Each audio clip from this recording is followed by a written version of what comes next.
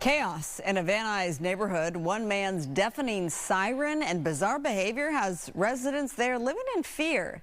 They tell us that police are called daily, but why is this guy still acting like a neighbor from hell? Let's go live to Fox 11's Ed Lascos with more tonight. That's the question, Ed. Why?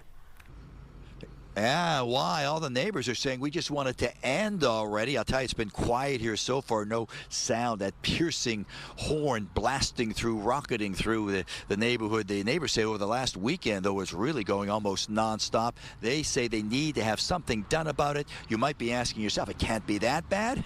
Well, listen for yourself. It sounds more like a Union Pacific freight blasting through this neighborhood. Such a horrific sound.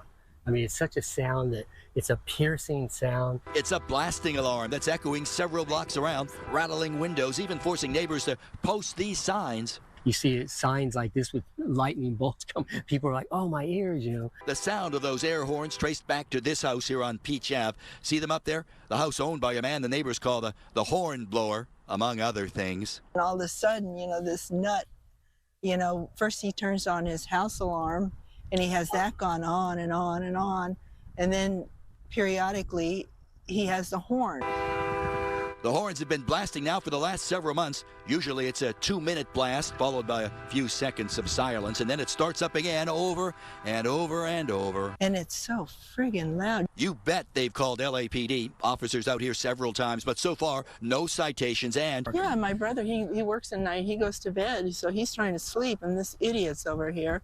And literally, it goes on for sometimes hours. And if you think those loud horns are enough already, think again. Listen to the horn blower here yelling, going off, threatening an Uber driver. Come closer. Come closer, you. I'm going to find you.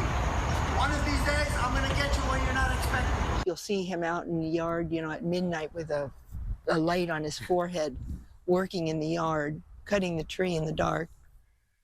I mean, God, we're crazy. He's a real nut. Now live, I tell you just can't make this kind of stuff up. Part of the other story goes on. This fella's real name is Gary. Seemingly did not want to talk, did not come to the door, may not have been home, doesn't want to answer any questions. And then you have the neighbors, and they're concerned because you saw how he became somewhat aggressive to that Uber driver about a week ago, so they're worried it could escalate into violence. And certainly, Marla, no one wants to see it get to that point. No, we don't. First of all, I love Debbie. and secondly, yeah. why no citations?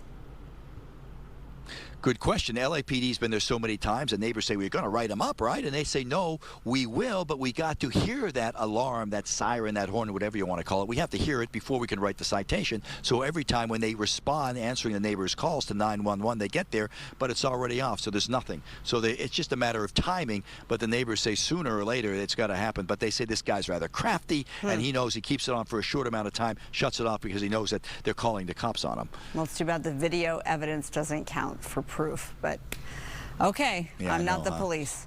Ed Lascos, thank you so much.